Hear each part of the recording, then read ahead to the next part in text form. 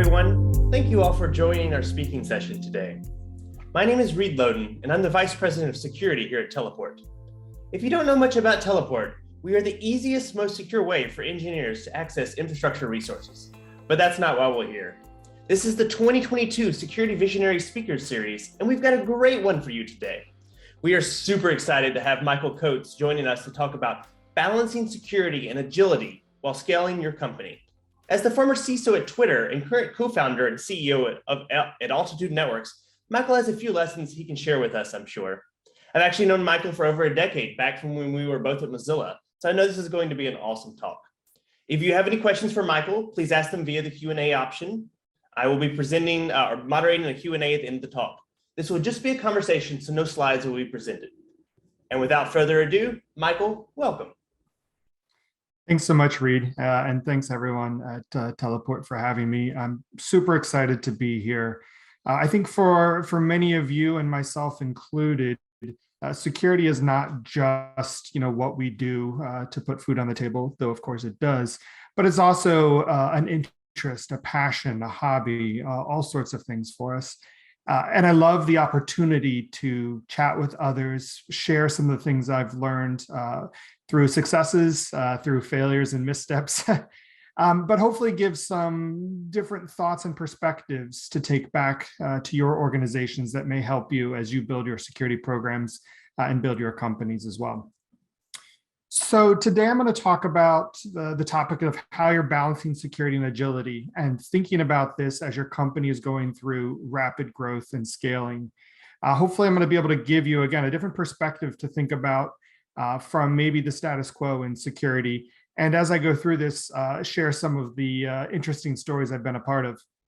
So in the last 20 years I've been in the cybersecurity field, I've certainly seen a lot. I had the opportunity to get my feet wet in the field, actually being, the hacker for hire, legally in my case. Banks, governments, telcos, international corporations, they hired me and my team to break into their technology, into their banks, actually literally into their vaults from time to time, and show them where the flaws were and how those could be fixed before the bad guys found and exploited them. This was incredibly exciting, a really great way to start in the field to dispel myths. And I think that's one of the things that's been very helpful for me and hopefully can be helpful for you is whenever you put your hands on the keyboard, when you actually demonstrate the item, the exploit, the vulnerability, what that might be, it makes it real and it takes away the fog around it when people are discussing, hey, that's not possible, or I don't believe that, things of that nature. And what a great way to start my foray into the field. As Reed mentioned, I've had the opportunity to lead security at some really exciting places. I was head of security at Mozilla, Firefox, for a number of years, protecting at the time maybe 500 million users around the world through what we worked on with the browser, what we worked on with the backend technology, and also was CISO for Twitter. Looking back, and I think it's pretty clear now, but looking back when I started moving in towards Twitter, I think there was confusion over why you would want to go and do security at Twitter. People asked, like, hey, if your users are telling the world they're making a ham sandwich, who really cares about security for that kind of technology? But lo and behold, I think as many of us now understand, Twitter is a vehicle for speech. And with that comes all sorts of interesting challenges from individuals around the world that may be speaking out on topics that are not desired from the entities around them, their corporations, their governments, and protecting the identity of those people and those pseudonymous accounts has incredible cybersecurity considerations around that, amongst many others. So as we start to think about this topic of balancing security, what I want to talk about, let's step back and think about how we approach security. Let's understand, why does that actually matter? We're in it every day, but why does it actually matter that we're doing cybersecurity? What if we didn't do it? Which, of course, is not the direction we're going to go. I want to talk about a couple different items also. I want to crush this myth that to achieve security, we actually have to limit functionality. And as you start to reflect on some of the kind of status quo decisions that are made in cybersecurity in the industry, I think you're going to see that, wow, we've actually taken this weird approach of saying no far too often because of our own failures, actually. And then what I want to show you is that while security is so technical in the details, your success of security is actually more about humans, behaviors, and psychology.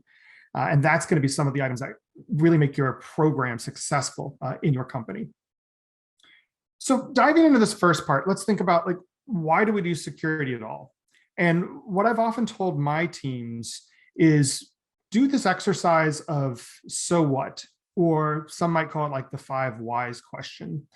And if you can't explain to someone in your business who's outside of the field of cybersecurity why it matters that they need to patch their system, we have a disconnect. And that's an incredibly important thing, because while our lens is on cybersecurity and those details, the business as a whole is looking to function, to be successful, to get to market, to build customers, to have revenue. And what we need to do is take the items we're trying to achieve from a cybersecurity perspective that we know are critical and bring them back to the business. And that's one of the most important things just in the conversations in general and how we present this to others outside of the team, which is, all right, I understand that patching is important as a security professional, but the reason we have to do it for the business is because if we don't patch that machine, it's going to get compromised and someone's going to have root on it. From, again, the business leader, so what? Well, if they have root on the machine, then they can access anything on there. Well, so what? It's not an important machine. They could use that to pivot to another machine that is important, and that machine has critical user data. All right, so what? If they access that critical user data, then we have a data breach, then we have reporting requirements, then we have potential fines, then we have impact to user trust, et cetera. Now your business leader understands why that matters and is behind the chain of events and can see why you're pushing this particular security item. Now, when you think about every business today is powered by technology, no question asked. And I think because we are just in the thick of it, it's not even a revelation to us. But it is such a change as to where businesses have been from 10 years ago, from 20 years ago. So while we may have this conversation that we can say, all right, user data, compromise of machines, et cetera, because technology is so interwoven, we actually have this concern around cybersecurity for everything. Even a business that is dealing with baked goods, they're going to have logistical issues. They have suppliers. Those suppliers run on technology, third-party suppliers. So now if you have a security breach, you could impact food delivery services. So it actually plays into everything. And our goal, as we think about security, is to understand that big picture and be able to put a plan in place and get support for that. So as we think about how we do security, I think it's important to think about how we've failed in the past and what we need to do different. For example, cybersecurity is not clean desk policies. That is just an outdated, ineffective approach. It doesn't really achieve much. It's not even complex password policies. That is the old world in ways that we've failed. It's not even tricking and punishing employees. When I see things that really set me off that we're going down the wrong path, think about those really advanced phishing emails. You might have saw the news story where a company sent a phishing test that was talking about an annual bonus for employees. Well, of course they got people to click. That's not right. We're going to the wrong extreme. And I'm going to talk about the right way to do that and why some amount of phishing training is good, but conceptually we're actually missing the boat. Now, the other thing in just terms of setting up our perspective on cybersecurity is we need to step away from absolute statements. Far too often in cybersecurity, when we're talking about approaches, we talk about them absolutely and say, this is the answer. The right way of doing this is 2FA with a hardware token. The wrong way of doing this is anything less than that. SMS is broken. That's the wrong way. That approach is, let's just call it, that approach is actually naive and it's wrong. So it's important to know that all of your businesses are different from one another. I'm talking with the perspective of the tech companies and the user data and the impacts and risks that happen with compromise for those companies. But of course, you have to interpret this differently if your business is a government nuclear facility. If your user is a high net worth individual in an oppressive regime that is speaking out against the government. All of those things have different user bases, different risk concerns, et cetera. But the principles on how we think about this do hold. It's just where you put that dial. Now, I want to talk about that example about 2FA. And this is something we dealt with at Twitter. When you think about the conversation for authentication security, and you hear people say SMS two-factor is broken, you should never use it, only use a hardware token. Think about your user base. If it's the employees of your company and they all work in the US, maybe you can dictate that a 2FA hardware token is the right answer. But what if your user base is the customer base and they are spread out across the entire world? Have you given thought to whether or not your user base even has a smartphone? Could they use a OTP style 2FA approach? What if they only have flip phones? If you actually look at the statistics globally, the number of users or people with smartphones is surprisingly low. And so as we sit oftentimes in Silicon Valley and build things somewhat in our bubbles, we sometimes forget about that.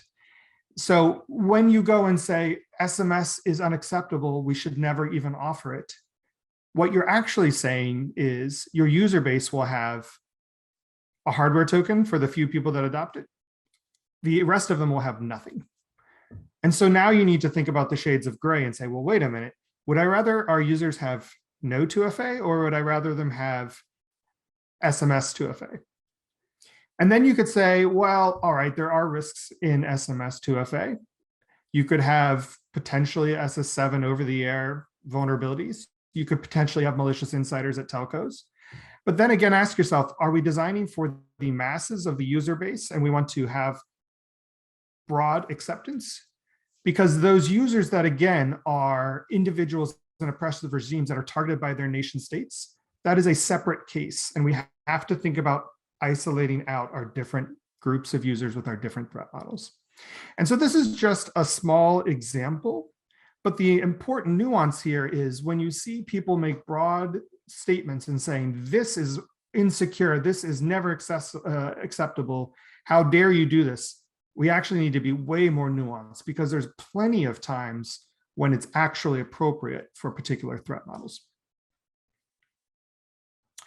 Now, I want to get to this concept of what I think about as like the security dial. What I think we've done far too often as we've approached this in the industry is said, the way to be secure in cybersecurity is to limit functionality. So if you turn the dial this way, you are more secure, but you have more limitations. And if you give more access to things, more functionality in general, you are less secure. And this is, again, unfortunately, I think a failure of us in the cybersecurity industry to evolve and be creative. Now, when you think about the kind of stereotypical cybersecurity team of no, this is really going to come through. Think about examples where we make these statements. You are not allowed to do this. You are not allowed to work from a coffee house because wireless is dangerous. Or you are not allowed to browse to non-work websites because the web is dangerous. You are not allowed to use a personal device because they are dangerous. On the surface, those have some security merit and lots of people will agree with you. But if you start to implement those in your fast-growing companies, people are going to revolt. They're going to say that's unacceptable. Why can't I work in a coffee house? And I think we've actually, gone through this front and center over the last couple of years. And then they may say, well, why are there some websites that are trusted and some that aren't? And what does it even mean to be trusted? The actual issue as you pull this apart is we have failed at technology. So let's use the wireless network example in a coffee house. The reason we said that you should never use coffee house and malicious wireless exists is because it used to be a problem. It used to be an issue where websites wouldn't use SSL TLS correctly or wouldn't use it at all. And if you were on a network with a malicious entity, they could easily, trivially, view your communication. And I remember myself actually sitting in North Beach here in San Francisco in 2010, and I remember demonstrating the Firesheep attack against a popular social network site, just proving how simple it was to do that. We're not in that reality. 10 years in technology and cybersecurity is eons in the rest of technological development. Every meaningful site is using SSL and TLS correctly. The browsers are enforcing controls on this. This is not a real issue that has extensive risk to the broad set of users that necessitates such a broad restrictive statement. Now, also when you think about that, like, oh, well, if you're on a wireless network, you could conceptually have another entity that is malicious and actually attacking your device because of network proximity. Well, what we're saying actually is, as a security program, we don't feel like we have enough control to enforce security controls on your device, from a local firewall to patching, to know that it will actually be secure against an attack. We're also saying we're nervous that if it was compromised, you would have lateral movement inside the network, the ability to attack other devices, and potential follow-on effects. So it sounds like we're projecting. It sounds like we're projecting our failure as a security team onto the user and saying, because we can't get our act together, you don't get to use the coffeehouse network.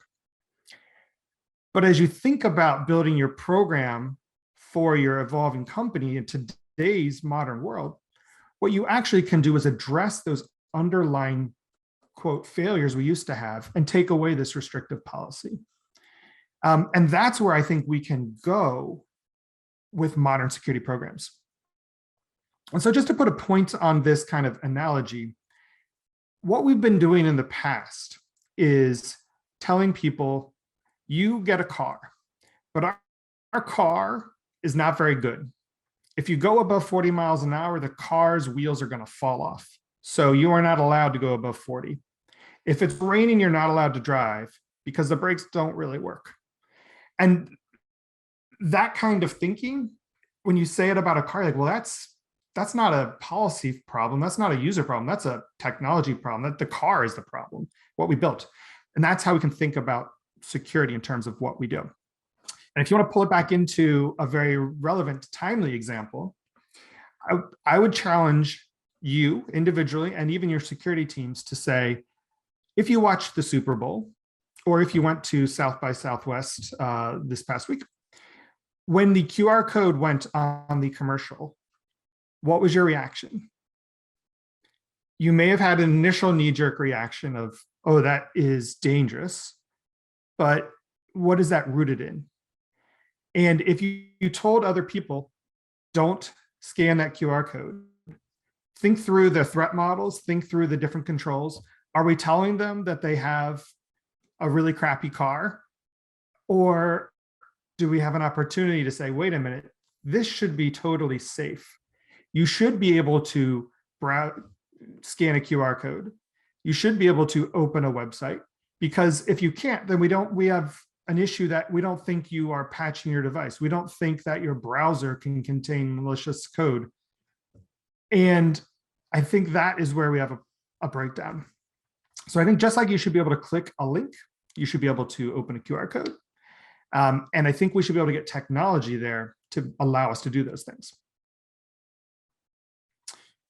Now, moving away from this notion of saying no, I want to talk about a couple kind of examples of things that have been very effective for solving actual challenges that I faced, at Twitter, at Mozilla.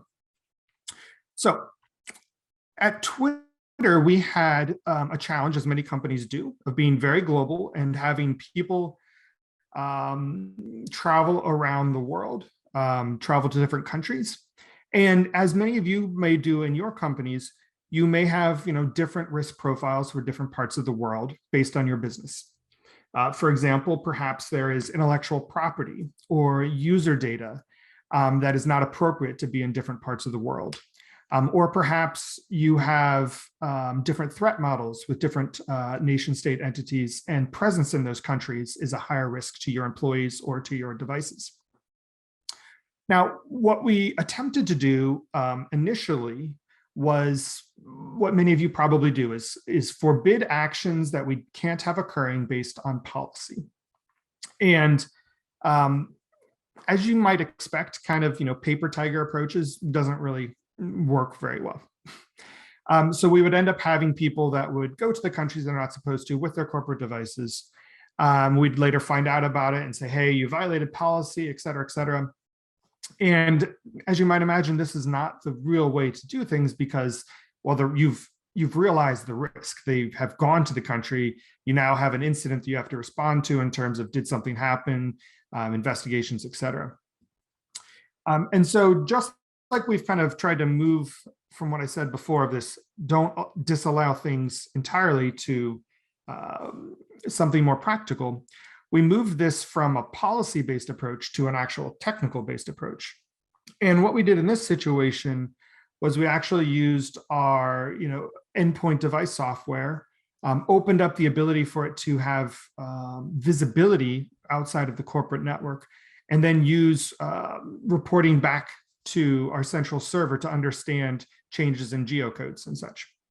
This gave us the ability now to move from, instead of having a paper-based approach where the policy said, thou shalt not take this device into said country, now we had a technology approach that said, we understand now that you have moved into this country, we are able to automatically restrict access to things that are sensitive. We are able to notify you that you've done something that we've asked you not to. We are able to follow up, with managers and such automatically, and moving to something that is both more scalable and more realistic.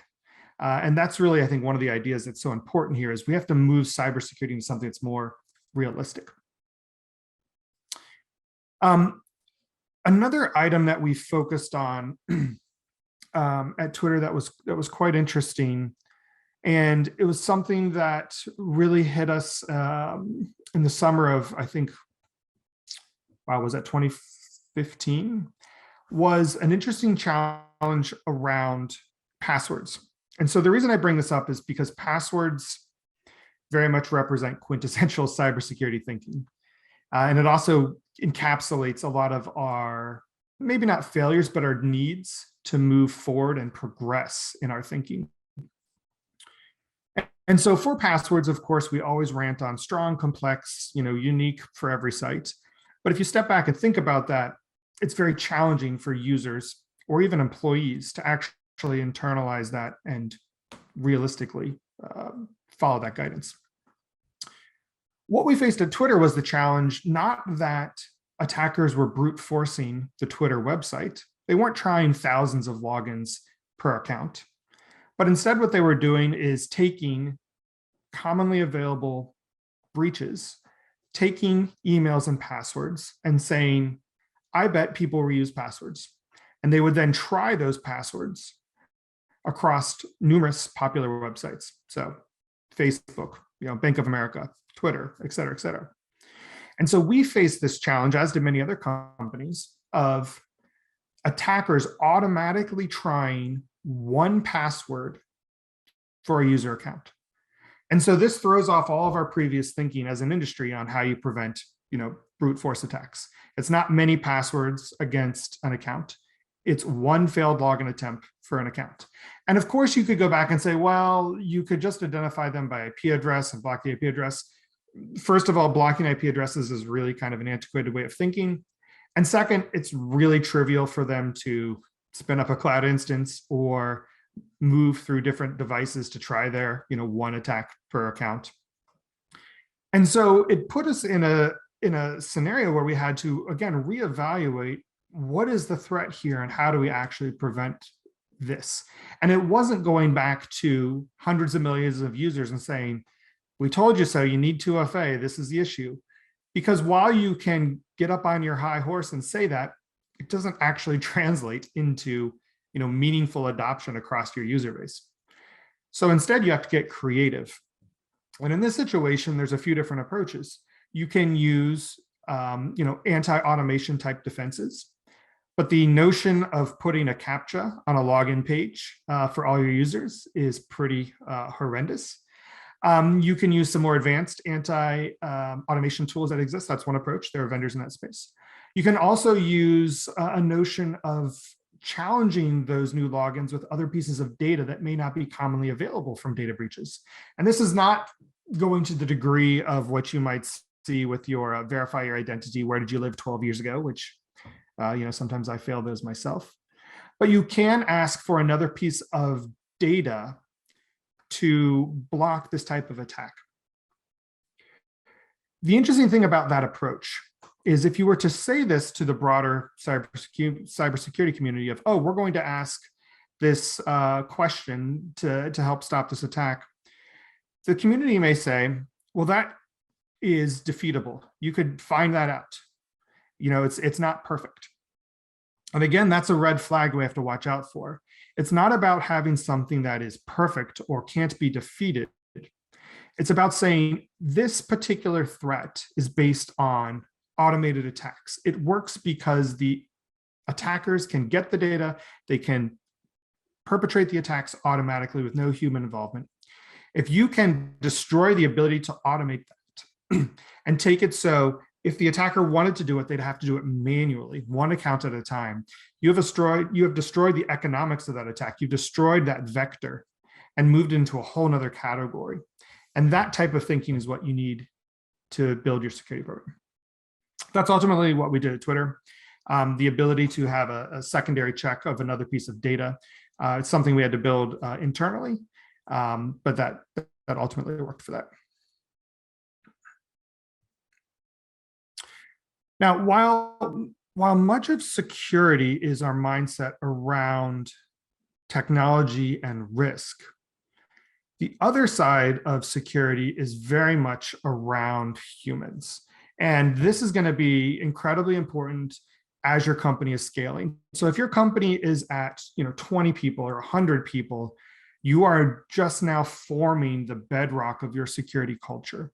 If your company is 1,000 people, your security culture has formed whether or not you've been a part of it.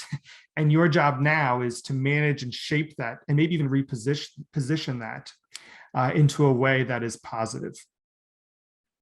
Now, you can do this in a few different ways, from both focusing on your engineering and technical teams and also from the kind of workflow and human element of it.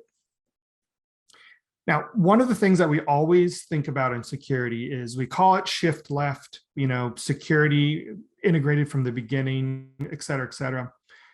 But oftentimes we fail and we say, oh, I wish they would have brought us in sooner, or we just got added at the end. We are a checkpoint at the end. And there's a lot of ways you can address that, again, to form the culture that is incredibly helpful for your company. So let's look at the approach to engineering.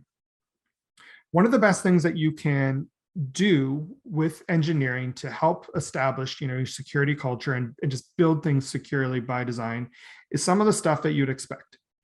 Do security training with your developers. This is something we did at Twitter. Every new employee, every new engineer, I believe even before they could ship code, it was in their first week or two, they had secure developer training. Now, at the beginning, the secure developer training was a little bit, generic. It took common principles and talked about them, and that's great. We should do that. What it moved into was using real world examples from the Twitter code base that had issues. This was a vulnerability we found internally and fixed. Here's exactly how it worked. The training was led by security engineers who used to be developers. That was a popular way of us building our security team, bringing experts in from other teams, training them up on the security skills, and then they would be part of our team with their strong foundation in development. So the security training is key, and I think that's probably not unexpected. One of the other things that can help scale your program is looking at the technology stack. So now that you have your developers, security engineers that understand how code is shipped in your company, have those individuals look at your frameworks and say, what opportunities do we have to turn on security by default in the framework? And this is something that we specifically did at Mozilla. maybe dating myself, but this was almost 10 years ago. The web dev team used Django framework at Mozilla. And what we found was so much of the time when we were involved at the end, we would say, hey, you missed these core framework controls for, I think it was like HTTP only, or maybe around content encoding. And we would go and turn those on afterwards. Then code would break, then they'd have to fix things, et cetera. We finally said, what if we just changed the framework default for the Mozilla projects so that when you start a new project, it has all of these controls turned on at the beginning? That was, although a simple concept, was actually pretty monumental because we worked with the web dev teams. We had those changes made in their core frameworks. And now when they started a project, the security controls were on. So if they had compatibility issues, if they had conflicts, they were able to just fix those real time as they were building. And that resulted in just basically eliminating these classes of issues from the security concerns. This is a concept that you may see in other companies. Netflix uses this kind of concept. They call it their paved road or gold road approach. They applied that to their virtual instances. You can get a virtual instance. It's available. It's ready to go. We make it easy for you, and it's also secure by default. So one action item as you scale is to look at how you're building technology and say, how can we just make this easy and secure for our development teams out of the box? But engineers are not going to be your only source of risk. You're going to have projects that involve third-party companies. You're going to have business relationships. You're going to have data leaving your organization for these relationships or third parties connecting in.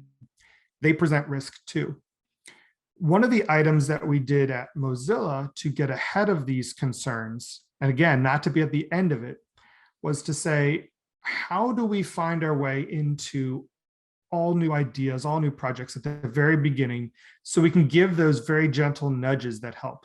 Because at the very beginning, if you say, hey, if you just do it this way instead of that way, a lot of times the teams are like, hey, sure, I wouldn't have thought to do it that way, but if that makes a huge deal for security, great, I'll do that. But you have to be there at the beginning. It's like trying to retrofit the basement of a skyscraper. You can do it at the beginning, that's no problem. You can't do it at the end. So what we did at Mozilla was we created what was called a project kickoff form. And this is where we also connected with our other key stakeholders. This kickoff form, just an operational item, was a way to say, hey, everybody in the business, if you're doing something new, fill out the core details so we can give you all the resources and support you need. It linked together the security team, the legal team, the privacy team, the finance team. All of those people became aware of what this new endeavor was, and they were ready to say, hey, oh, it looks like you're going to use a third-party organization. Legal's here to help you with any contracting. Here's the stuff they have out of the box. If you want to engage with them, here's their way of doing it. Here's the workflows. Same thing with cybersecurity team. Here are the frameworks. Here's the guidance. Here's how we can be a part of the build process. Here's how we can be at your sprints and help do code reviews or what have you. All of those things happened and they were streamlined because of this simple kickoff form. So how complex is the technology to do that? Not very. How big was the impact on the organization as a whole? Pretty huge. Now, on the other side, we did something similar at Twitter. And this was very popular because of third-party risk reviews. As you may have in your companies, you establish these third-party relationships and you want to do a review of that third party to understand their risk posture and whether or not that's highly risky. There's a lot of lessons learned here, and this is something that a lot of companies struggle with. So a few things that we found that worked really well. One, think about, again, standardizing and streamlining. If people can fill out a simple form and select what type of data they are interacting with or what type of connectivity they're interacting with, you can, again, automatically or programmatically weed out the vast majority of cases where the risk level is acceptable. And this is really important. As security leaders, we have got to understand that threshold of what do we really care about and what is acceptable to let through. We are not in the profession of eliminating risk. We're in the profession of managing risk. And so with this third-party risk process, if someone was interacting with very sensitive data with a third party, we would then go through the process to evaluate the security of that organization. We would do some of the things that indicate whether or not they are taking security more serious than those that are not. These are not foolproof, but they are layers of confidence. So if the third party had a SOC 2, by no means is that foolproof. But if they didn't have a SOC 2 and they needed sensitive data, that certainly is a red flag. So that's one of the things. If they would agree to our security terms in the legal contracts, that was another item. Of course, legal contracts alone are not going to prevent you from being breached. But a company that won't even agree to it in a legal contract, again, that's something that's certainly concerning. And of course, you can imagine there are other levels that you go to, all the way to actually testing them if you really needed to, which I will say is really a costly way of doing things. The other part that we brought into our third-party risk review at Twitter that was really important was the notion of making sure the risk accountability lied with the team, not with security. And this is an incredibly important item on how you build your security culture. Security accountability cannot entirely fall on the cybersecurity team. If you have all accountability for all breaches and all security mistakes, you also need all authority to prevent them, which means you basically need unilateral decision to veto every decision of the business. That is a horrible business strategy. Businesses take calculated risks. Sometimes they work, sometimes they don't. But those risks need to be made within the departments of the business that have the understanding of what they're doing. Time to market is a risk calculation. Features is a risk calculation.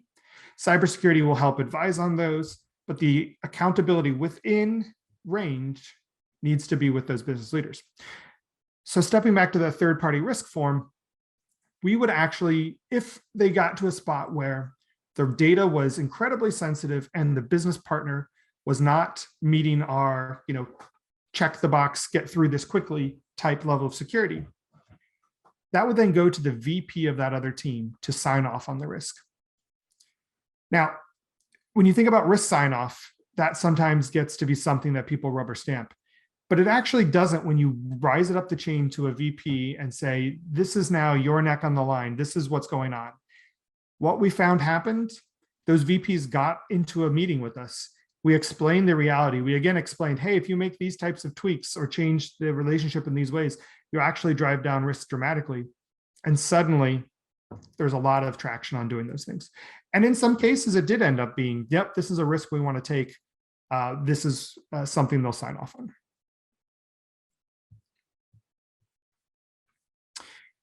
Other ways you can look at organizational elements of security and accountability and authority is, again, to not try and shoulder this blame or this mountain yourself as a security team. Shine a light on the reality and bring accountability to others. Another item that we used at Twitter that was very effective was security scorecards, security ratings of teams. So we didn't have all elements of endpoint security fully automated in its entirety. We are, of course, pursuing it. But ultimately, people had to reboot their system or accept an update. What we did is we measured that. We measured the level of security in different teams, and then we reported on it based on roll up to business leaders. And I reported that to the C-suite. I reported it in front of those peers, and they knew it was going to get reported. And I was the messenger. I said, hey, we've established that security is important. We've established these are things we need to do. Here's how we're doing. And that's all I had to say. Imagine what happened to those people at the bottom. Nobody came after them and said, hey, you need to do better. They knew as a leader of the business that they were at the bottom of this thing and that it mattered.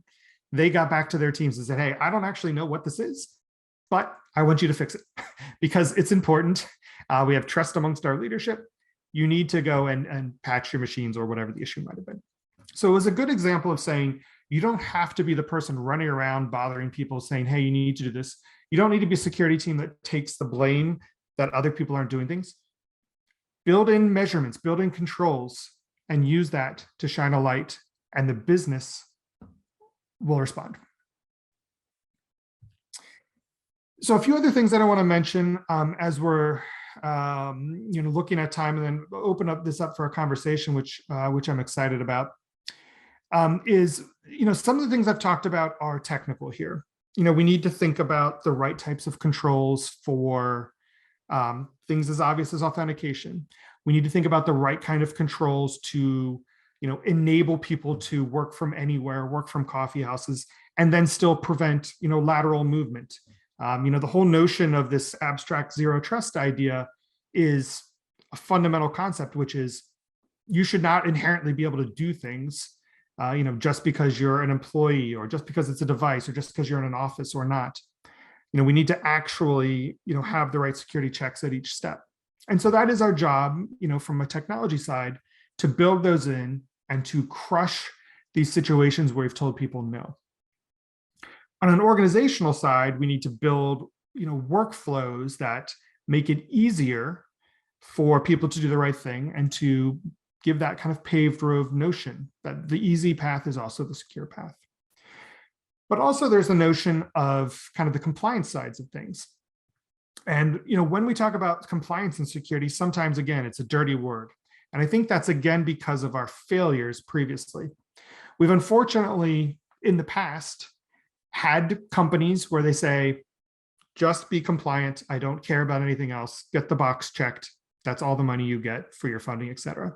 So compliance got this dirty word of like, oh, well, we're compliant, but it doesn't actually mean we're secure, which is true. Like having compliance doesn't mean you are necessarily secure. But not having compliance is also bad for many other reasons, not to mention just the business friction you get. Compliance brings predictability. And if you do compliance well, you can increase and enhance your security process.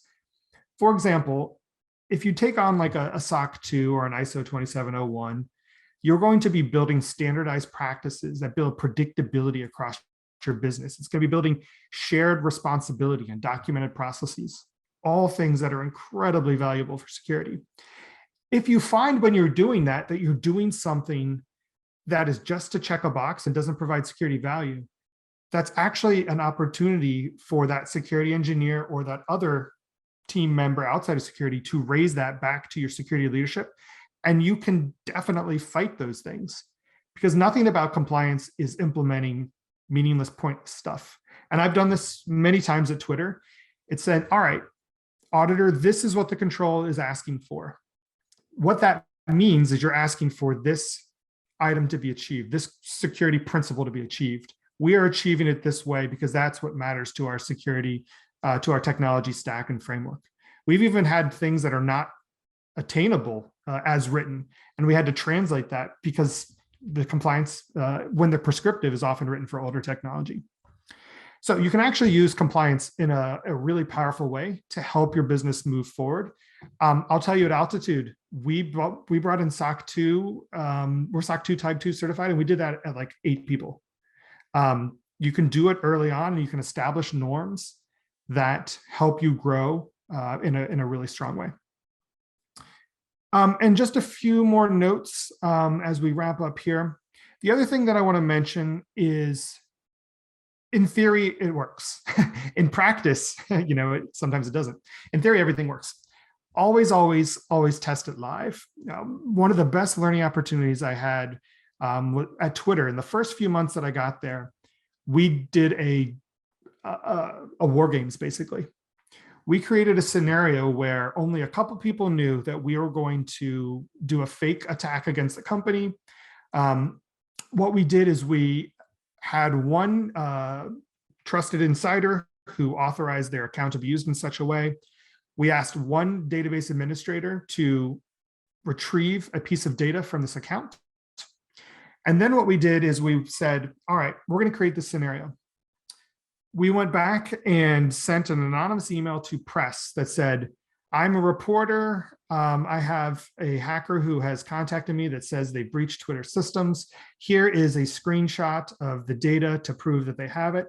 I'm writing a story in 2 hours. Do you have any comment? Imagine what that would be like if that happened to your company. And so we sent that email to press and we said, all right, let's see what happens. Where does that email go? Where does it bounce around through the organization? How long does it even take to get to the security team? It finally gets to the security team. Okay, all right, guys, let's mobilize air incident response. What are you going to do? And they're like, all right, they're looking at playbooks. They're finding out very quickly, like, oh, we thought we had this, but we didn't, or this or that. They bring the right teams together to have the conversation. So now they're pulling in the technology teams that were involved. They're doing research to figure out what's going on. Like, all right, what system could this have come from? Is this real? Is this fake? They're going through all these paces. Now, one thing I'll tell you is incident responses can be very costly in terms of time. So one of the things we did here was at different intervals, we kind of shortcut that to speed it up to get to the value of what we were doing. We said, all right, after several hours, hey guys, this is a test. We're trying to demonstrate what things we can get better at, et cetera, et cetera. I was really thrilled to see that was okay. They're like, hey, we just want to get the answer. This is a challenge. And we got through this whole process. And at the very end, we did find out, what system they had used, et cetera, et cetera. We were able to solve it. But along the way, we had so many moments of, oh my gosh, I wish we had this ready, or this didn't work. And that is perfect, because when you find those things out, you're like, oh, I wish we would have known this before a real situation. And that was exactly it. So while you're thinking about changing your perspective on security, while you're thinking about how to build in core technical controls that work automatically and crushing these previous approaches of no, while you're thinking about building organizational structures and workflows that actually enable security to move fast in your growing business, also go back at the very end and say, let's do some examples. Let's do some war games where we actually do something like this, or let's do some tabletop scenarios where we talk through it in a 2-hour window. All of those things are going to give you incredibly valuable pieces of data that are going to help you be in a much better position. So as we open this up for a little bit of a conversation and questions, I want to leave you with a couple items to think about yourself. In your company, what is your security culture? What is the feedback from your employees and your business leaders? Have you asked them what they're concerned about most? What are the top 3 disaster scenarios for the company as a whole, and do you have plans for them? Do you feel like your leaders have accountability for security, even though they're not in the security team? And do they even know what that is? And then lastly, if you went on vacation, would security continue working? And what about if your company doubled or tripled in size? How would you scale to that? So all good things that will hopefully start to pull you back to, all right, what fundamentally matters? And how do we move the ball of security in a way that works? Because if we have a secure business that constrains it such that it goes out of business, that doesn't help anyone. But if we have a secure business that innovates and wins, that's amazing. Reed, I'll turn it back over to you. Thank you so much for the time thus far, and can't wait for some good wild questions. Awesome. Thank you again, Michael, so far. This has been an excellent conversation. I've been doing security a long time, and I've even picked up some things like, hey, I should try that out. So we have a few questions from the audience. Again, audience, please feel free to use the Q&A functionality to ask some questions live and get those answered.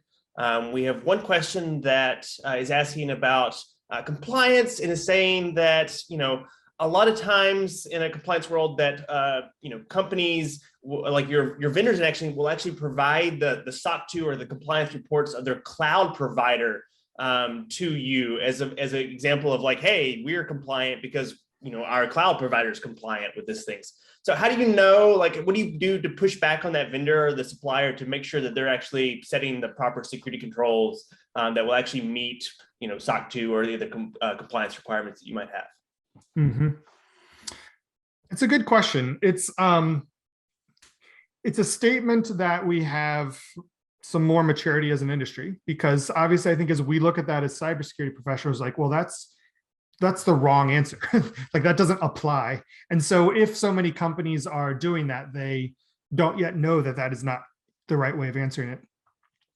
I think what that gets back to is many companies then say, well, if you're not able to provide a standardized attestation of your security processes, which is the easy path, we then have to take the hard path.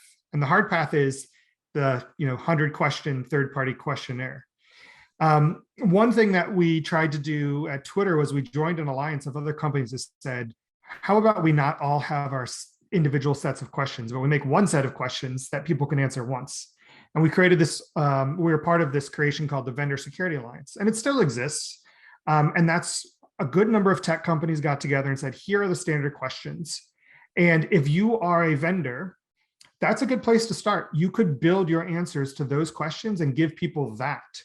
But also, if you're a vendor, it's going to behoove you to get SOC 2 certified. It's going to help streamline your deals. It's going to help build your security process.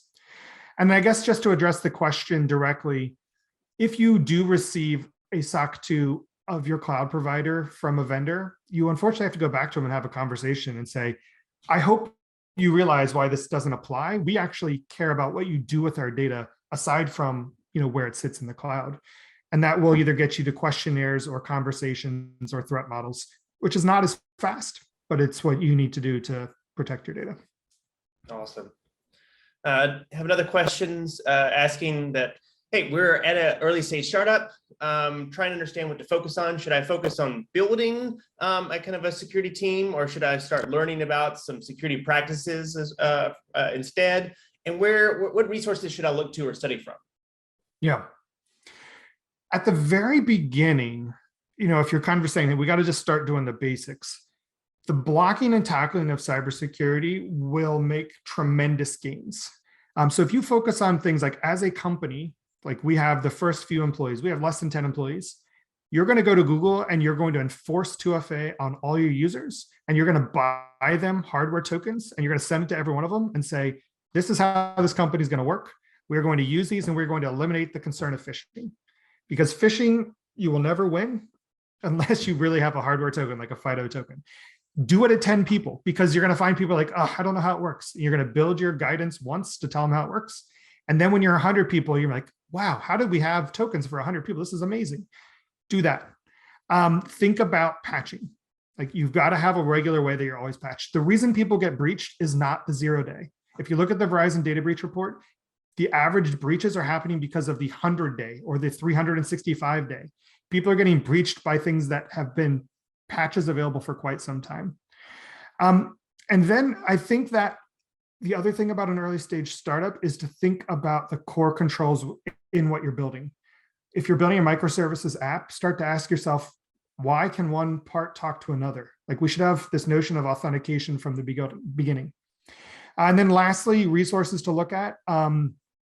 Look at the SANS, SANS list, the OWASP lists, the CIS secure hardening lists. Those are all good kind of prescriptive lists that are generic and very applicable. Awesome. So on that same topic, I just want to take a little bit further from my own question here. So you talk a lot about patching and about 2FA things. Are there, obviously a lot of people don't have a security team and they can't spend a lot of time on these things. What are kind of like the top 3 things that you recommend that people kind of focus on? Like, if you only had time to do 3 things to improve security, what would those be? One of the things would be actually understanding like where your most critical data lives. There's a lot of different things you can start to worry about, but like, just number one, like, what's the most important thing to you, so you can draw your attention to that. Second, it would be strong authentication, understanding how do your users connect to you, or systems and services, how do your employees connect into your systems and services, how do the services connect to each other.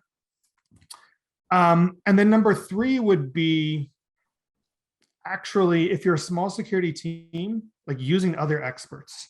Like, this is not something that you're going to be able to scale on your own, but the most important thing is to say, this problem is the most important one to solve, and I will solve it with the expertise of someone else that can do it. At Twitter, I did this a lot. Like, does this problem need to be solved by the few engineers I have? And of course we had lots, but still, relatively speaking, the few, or does this need to be solved with money? Because I can take money and I can go get something, and if it's the right solution for the right problem, then that's perfect too. Awesome. So you mentioned a lot of things that have worked in the past, but I think it's just as important to learn from our failures and things, past mistakes that we've tried, things we've done, so that we're not, trying to repeat the same mistakes. So what are some kind of security improvements or enhancements that you've tried in the past that just ended up not working, or just were not worthwhile at all? Yeah. At Mozilla, I attempted to implement a data classification policy. And I think everybody's like, oh, that makes sense. You should have that.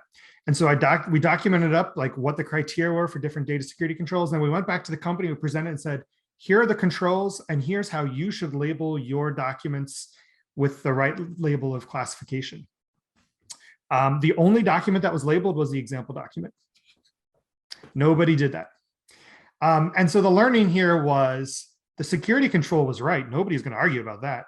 The expectations of users was wrong. The users are like, no, we're not going to do that. And that was a moment where we realized, all right, if we ever wanted to pursue this, it has to be automatic. It has to be transparent to the user, because this is not an expectation of them that is reasonable. Another one that I remember from those days that is similar was, and many of you might remember this, do you remember the insecure content warnings in the browsers? Yep. We prompted users with this page contains insecure content. Do you want to load them? Yes, no. That is a false choice. Users have no idea. They're like, I don't care. Like, I just want to see who won the game. So again, it was another thing where we put an unreasonable expectations on the users, which gets me to a very important point that security defaults rule the world. And so whatever you make the default is going to have a huge impact on security or usability. And don't fool yourself into thinking that giving them a choice changes the equation. You have to figure it out, and it's hard, and it matters a lot. Yeah. So you mentioned that, and I think that's a great segue too. Is like, okay, you've done a lot of stuff. You talk about these tips for navigating this kind of hyper growth at companies. Are there a few things that you wish that young Michael would knew back then? Would know back then? Like, are there a few things like, okay, I've been doing this security now for 10, 15, whatever plus years. What should I have changed back then to make my life so much easier now? One of the things that's going to be most helpful as you grow in your impact in security, and as a company grows, is after you start in the security details and the weeds and the fundamentals, is moving and thinking about how is a business successful, and how can we do things that help the business be more successful or move faster, what matters to the business. The more you can be an intermediary to speak between the security and technology fundamentals, terms, et cetera, to business objectives, how that impacts your bottom line, your top line, your P&L, how that impacts risk, whether or not you need to have a D&O insurance policy, all of those things, that is where you become even more valuable. And one way to start to think about that is, if you are going to go sit in front of your board audit committee, which you should be doing, what are you going to tell them? Because if you tell them nuanced things about patching, it's going to be that so what thing again. And that ability to up-level things into how the business can be successful, that's why the CISO role exists. And that's how we take it from, as you might have heard, a little C, to a big C. Awesome. Well, that's all the time we have for today. Thank you to everybody who was able to join us, and special thanks to Michael for sharing those insights into how best to balance security and agility with today's fast-moving companies. As always, this recording will be available on Teleport Security Visionaries website in the coming days.